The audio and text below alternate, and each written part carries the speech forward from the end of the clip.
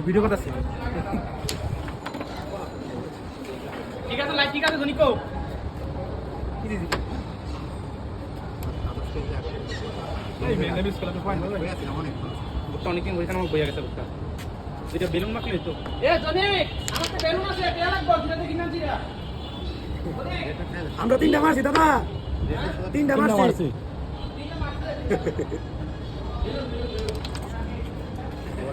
পুরো দেখো ঠেকাই দিই এটা দিয়ে উড়াই একবার দিলে দেই